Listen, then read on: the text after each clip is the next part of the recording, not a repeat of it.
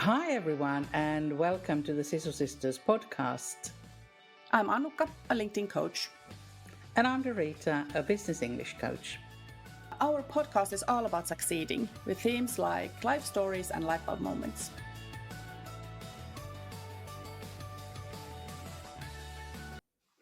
Welcome to the Sisu Sisters podcast. I'm Dorita. And I'm Annukka. And together we are Sisu Sisters. Today, our guest is Jenny Warner, a known chef in London. Welcome, Jenny. Welcome. Thank you, Dorita and Annukka. Thank you for having me on the show. Please tell us a little bit about who you are and what you do currently. So I'm Jenny Warner, and I'm a head chef with over 20 years experience in top kitchens in the UK. I currently lead the culinary team at one of Europe's tallest skyscrapers, where we cater for the 8,000 people who have their offices in that building. So you came actually to London at a very young age. Tell us a little bit more about your story and your journey. My pleasure. So I was 19 years old. I was fresh out of college, which I did in Finland, where I'm originally from. And I tried to find a job. Turns out there wasn't many jobs available in Finland when you haven't got any experience. So I looked online, found a job in the UK at a very low starting position called a commis chef. And I had a phone call with the head chef. And I cannot remember what we discussed in that phone call, but as I was putting the phone down, he said, "Oh, I'll see you in 2 weeks." And I'll go, "Okay, so I need to be in the UK in 2 weeks." I had never been abroad by myself, never been to England. So told my parents, and they very supportively said that if you want to go, we'll buy you a ticket, we'll make this happen. I just didn't know what to do. So I went back to my college, to practicum where I had graduated from, and I spoke to my teacher there. And I like to mention him by name every time I speak about this moment, because he had such an influence on my career. Mikael Eskman. I go to him and I said, this has happened. What do I do? And he said, it's very, very easy. Just go. You go, and if you don't like it, you come back the next day. So I thought, all right, I'll do that. And as I was leaving, he said, knowing you, you'll find yourself a nice Englishman, you'll marry him, or I'll never see you again. And that's exactly what happened. On the first day when I arrived in England, I met the man who was to become my husband. It wasn't exactly love at first sight, but that's a story for a different podcast than this. And we've been together for 20 years. I was still here. And I have worked my way up from the bottom through a very male-dominated field. And the last 10 years of my career, I have really focused when I've been in the head chef position, where I've been able to influence the culture of the kitchen to make it more inclusive for women, for them to have a bigger impact in the culinary industry. So, what do you think were your sort of key influences? And you actually mentioned a mentor when you started out. You mentioned one mentor in Finland, but when you sort of started out, that kind of shaped your career. I would say the chef that I worked for in one of my first job, he was one of the youngest. Actually, he is still today the youngest chef to ever been rewarded a Michelin star. So I trained under him for several years. So I learned the basics of cooking at a Michelin star level. It was the drive for perfection for me. I wouldn't say it was so much of potentially a bit of the mentorship, but for me, it was the drive of trying to make it in the male-dominated field. I've always had the sort of feeling that I need to show to the world that the women can do it. So that was the sort of main drive and motivator for me. So, Annukka, you wanted to ask about the. Have you faced any challenges as a woman in your industry? You mentioned this, but can you please describe what it is? Oh, many. Where do I begin? The first thing that I came across as a early in my career, that when I went for a job interview or for a trial shift that you have to do to get this job, people wanted to put me into the dessert section to make pastries. that was a sort of, that's where women belong. Like if you're going to come in the kitchen, you're going to go and make desserts. So I had to really, really fight to be in the hot kitchen and actually get to cook, because that's what my passion was and that's what I wanted to do. So that was the first challenge. The second really big challenge that comes to my mind is when I took my first head chef role, and I've suddenly found myself in charge of 20 men who mostly were older than me. So that was really challenging for me to gain their respect. I got a lot of answers of who is this little girl and why is she telling me what to do. So I had to work twice as hard throughout my whole career to sort of justify my place and my belonging and so on. But the one thing that I had working for me was that I had the basics right. So everything that I said, everything I did, I could back up, and I had that confidence to do that. And that kept me going through the difficult times. So showing a little bit of Finnish sizzle. It has helped. And that's definitely what's driving me still today. I like to just add here as well that in addition to have the challenges of being a woman in a kitchen, a few years ago when I became a mother, a whole new different aspects of challenges appeared. Because even though I'm used to working long hours, it wasn't possible anymore. You had to think of childcare and find a job to work around those hours. And also in the UK, the cost of childcare, that money is three quarters of your salary. So you got to be really creative with what to do. So I've actually had to change industry in the sense that I've been working in hospitality for 20 years, fine dining restaurants, five-star hotels, to business and industry, where I now do contract catering to allow me to do those Monday to Friday sort of parent-friendly hours. And this is what drove me to start my own catering business earlier this year, Nordic House, for me to have an additional source of income, and as well as still being able to use my personal expertise, which is the fine dining side of the cooking. Yeah. We'll talk about Nordic House a little bit later, definitely. Actually, you mentioned fine dining there, and would you like to sort of explain to us a little bit? I know I asked you about your journey earlier, but how you sort of ended up with the fine dining and where you actually ended up working, because I think for a lot of people that's quite a wow moment to realize where you have actually worked as a chef. My first job here in the UK is the Complete Angler in Marlow in Buckinghamshire, where while I was working there, it was for about a year and a half, and we gained 3 rosettes while I was working there. And 3 rosettes is sort of equivalent to one Michelin star. It's just a different guide system. After that, I worked in Danesfield House, which is also in the same area, and the same thing, gained 3 rosettes while we were working there. After that, I worked at the Dorchester Hotel, which is a five-star hotel and one of the finest ones in the world. Again, 3 rosettes while we were working there. I then I worked for Aidan Byrne. He's the chef that I mentioned earlier, who's the youngest chef ever to have gained a Michelin star. He went to open his own gastropub up in Cheshire. So I was asked to go and help him open that place. So I worked there for a few years. Again, 3 rosettes was awarded. We were awarded Best Newcomer in that area for that year when we opened. Then I went on to working in Hillbark Hotel. Was working there again, Best Newcomer, 3 rosettes. And while I was working there, the hotel got the status of five-star hotel from 4, making it the smallest five-star hotel in the UK at that time. So that's something we're quite proud of. Then we moved back down south, just at the border of London, worked at a place called Grey Foster's, which is a Grade 2 listed building, which was phenomenal in the sense that we had all our vegetables were growing on the field and in the greenhouse nearby. So we were self-sustainable. And I think this is where I really got into the sustainability aspect of it. Rather than writing a menu with any ingredients, we went into the greenhouse in the morning and be like, what is growing? One is picking. Let's create a menu out of this. We also had beehives. We had our own pigs. Yeah, so it was an incredible experience. After that, it was my the right time in my career to pursue my first head chef role, and I took that at Thomas Cubitt in London's Belgravia, high-end gastropub.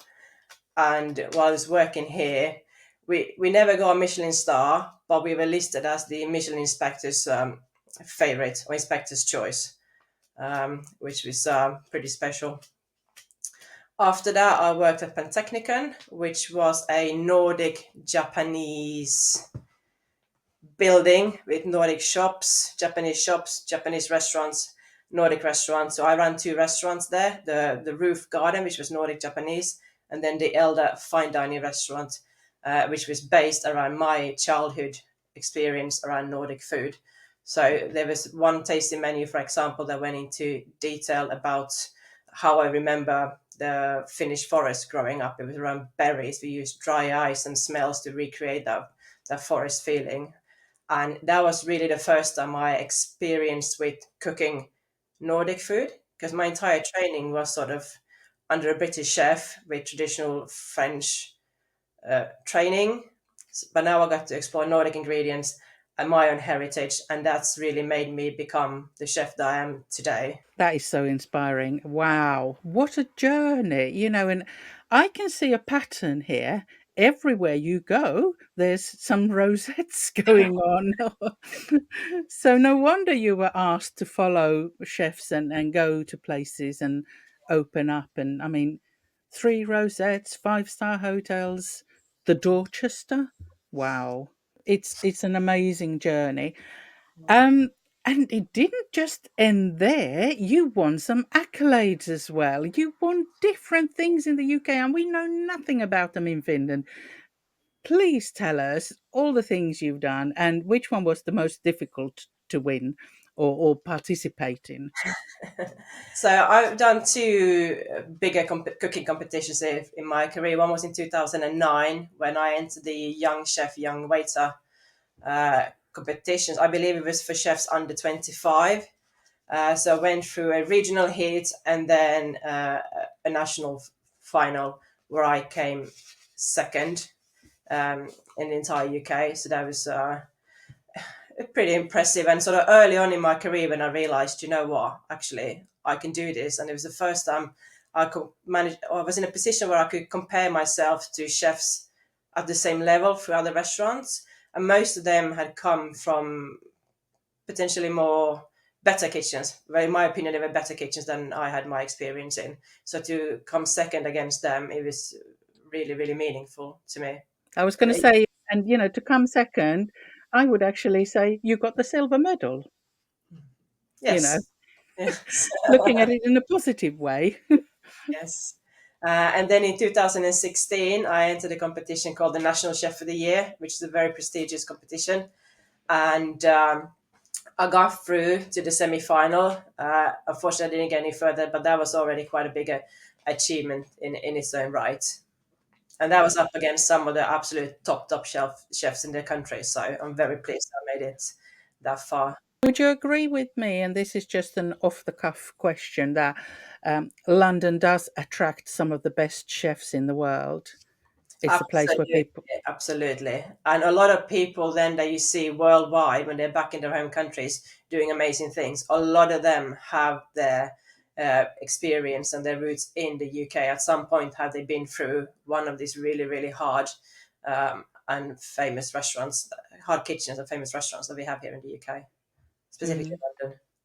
yeah.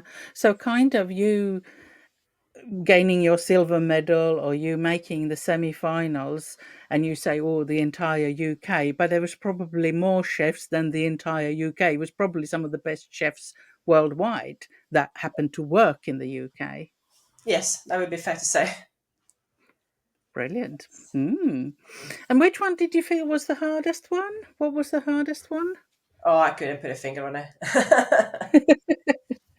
Was there a moment in your career when you felt that, yes, I've got this. I'm on the right path. I'm doing the right thing. And when did that moment come?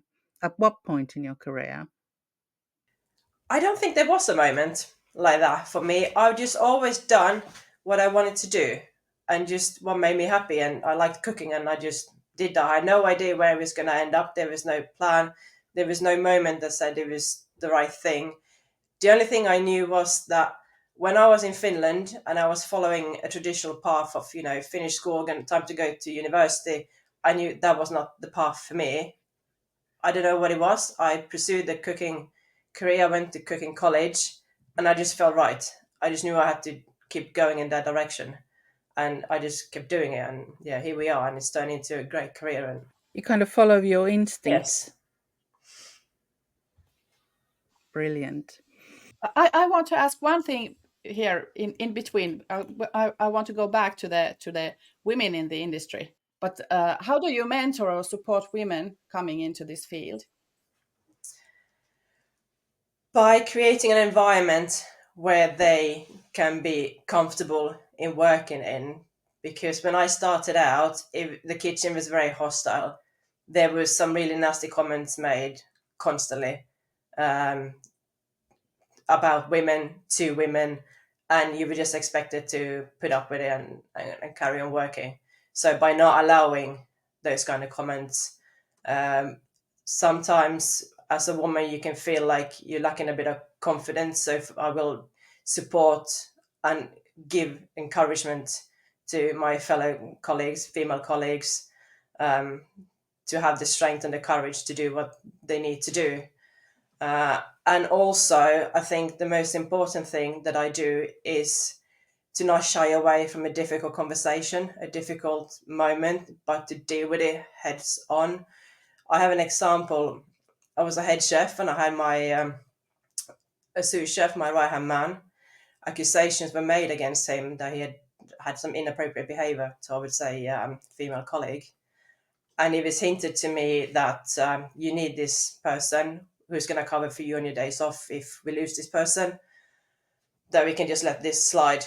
And obviously I could not do that, so we started an investigation. This person lost their job because of the inappropriate behavior. So that was a moment when I really put my foot down and be like, we cannot have this kind of behavior. And that's a difficult thing to do, because then who's going to cover my days off? But that was something I was willing to do because it's the right thing to do.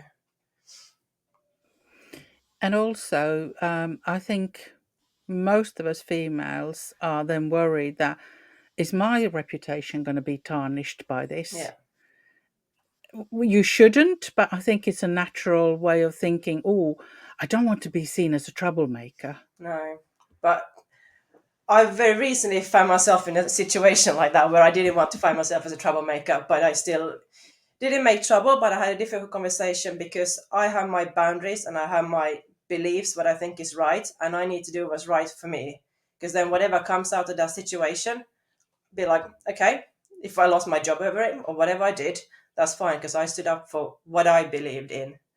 And that's the sort of courage that I try to give other women, to have the courage to stand up and believe in themselves and do what's right, rather than turning a blind eye and things not changing. Yes. Brilliant. Absolutely brilliant. I know we're coming back to the Finnish sizzle thing again. Yes. Like, I don't think there is something in the Finnish DNA that we are very firm believers in, that if I'm right, I'm going to speak up, I'm going to do something about it. If I know that, I'm not in the wrong here, I'm in the right. And I think it's something that we were brought up with, that, speak about things if they're not right. So also, we've been talking about women empowerment.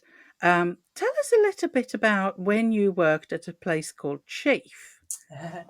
So Chief was, or still is, a network for women executives in business. And it's a startup company from the US that ventured into the UK a couple of years ago. And I led the culinary team at their London clubhouse. And what Chief was all about was gathering these leadership women, these professional women, and giving them the tools to succeed even further. Networking. We had really influential speakers and workshops. In the US, they had Michelle Obama do a talk. So really, yeah, impressive talks. And I got to meet these women, and I got to be involved in some of these activities that they did, and it's just so inspirational. And I think that was kind of a real moment in my career, because I wanted to be this person that makes change for women, and I was surrounded with hundreds of women that wanted to do the same and have actually made it to the top and want to push it even further. So that really motivated me to, like, I need to do better, and I can do better, and I need to do this. Wow. Great. So were you actually allowed to come and listen to these speakers, or were you listening Not from the really, kitchen but I door? had to always go and bring in more canapes into the room, and so Yes, I'm just bringing more canapes. yeah, More canapes? yeah, What are you saying? yes, Yeah. yeah. No, absolutely brilliant. So, we're coming to our sort of three takeaways, three questions. Um, first of all, so what tips would you give to somebody if somebody's listening to this or watching this on YouTube and thinking, and they're at the beginning of the career and they might not be in the UK, they might be in Finland, they might be somewhere else in the world, and think, I'd like to come to London and be a chef. What tips would you give to that person? Do it. That's the first one. Absolutely do it.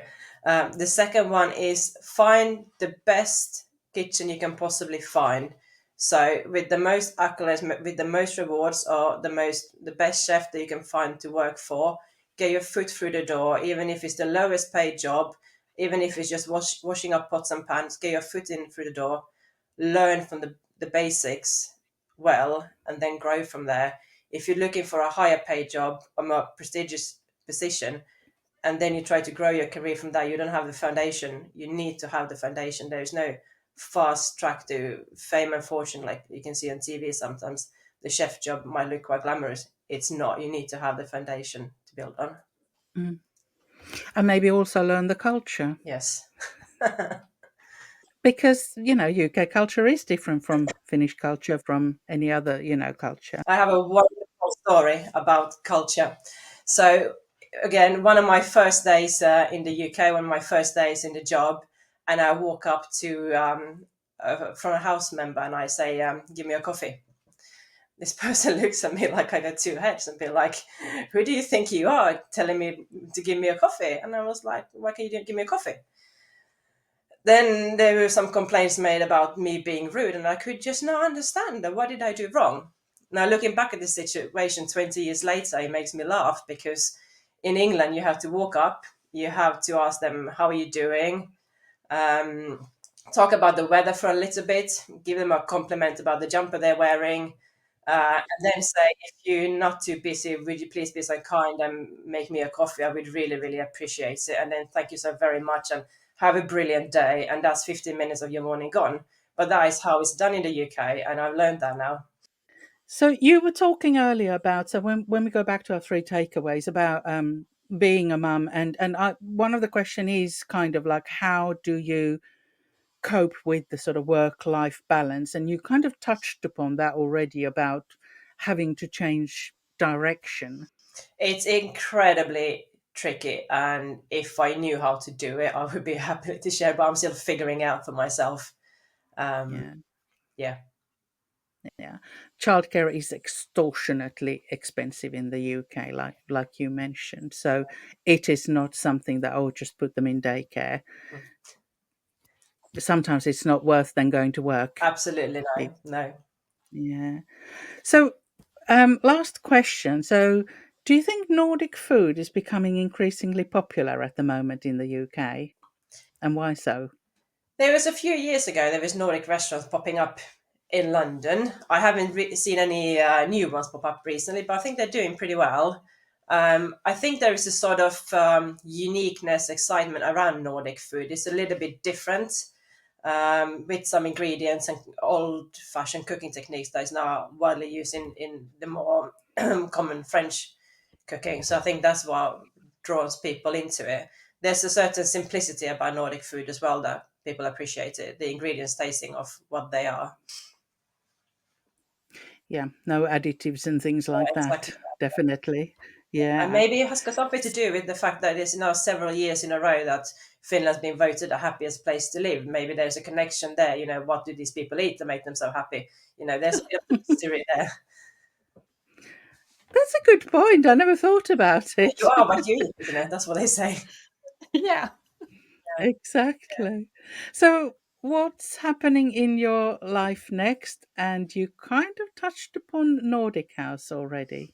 Yeah, so this is really excited. Yeah, I've launched my own catering business this year. We've already got a clientele made up of Nordic ambassadors and prime ministers. So yeah, we're gonna keep growing this. Also doing some private chef services and also some workshops and cooking classes. And yeah, all I can say is watch this space. It's really exciting, and yeah, Very also keep nice. Very paving nice. the way for women, not just in hospitality, but I got two young daughters, so I want them to grow up where they feeling they have the right tools to succeed in the world, and the world is ready for them. Yeah. And as a mum, you still need to think about the things as well that, you're a role model to your Yeah. children and especially young girls. If they can see that mum is being successful and mum is going for her dreams, Mm. surely that's going to make them feel like I can go for my That's what dreams. I hope, because there is a certain level. There's a mom guilt that comes with leaving the children behind and going into work, and you feel like, should I stay behind? Will my children be better off if I stay at home with them? No, I have to go to work. I got to pay bills. But that's exactly what I want to do for them. Show them that a woman's place can be uh, in the kitchen, in the business, in a leadership role. They don't have to stay at home just because they're a woman. They don't have to give up their career after having children. There is a future there. And now I say yes So well again. said. Brilliant. Lastly, what sort of legacy would you like to leave? So, with Nordic House and people trying your food, how do you want to make them feel? What sort of legacy do you want to leave? For me, I when people try my food, I just want them to enjoy it, for them to have a good time. Sometimes food can bring back, memories. It makes you feel in a certain way, and I hope it does that. But from a sort of legacy perspective, I want to leave the world a better place for women, and whatever that means, I don't know, but I'm just gonna do the best that I can. Yes. That's absolutely brilliant. That's a brilliant place to actually finish the podcast. We're probably going to use that as a teaser later on I think so because too. yes. So, where can people find you? Where can people find Nordic House? Because we're going to link to this podcast. So, you've got a Yeah, I website. got a website where you can get in touch, through social media on Instagram. We Brilliant. will link to that. We will link to that. Jenny Warner, thank you for sharing with us your inspirational story. We absolutely love to hear from people like yourself who maybe other people don't know who you are, but you've really made a difference somewhere in some industry. And this time it's obviously in the kitchen, which sounds very weird. Thank you, Dorita. Thank you, Annika, for having me on the show. It's been a real pleasure talking to you. Yes, thank you Brilliant. so much. Thank you. Thank you. So this was Jenny Warner talking about being a female in a male industry and talking about empowering women. It was a brilliant episode once again. I know I say it myself, but very inspirational. It And I was. love her tip. I loved her tip when I asked her if you were sat at home and you were thinking about doing something, and she said, just do it. Yes. I'm going to leave you with these words. Until next time, it is over and out. from the UK once again. Bye. And it's goodbye from Finland.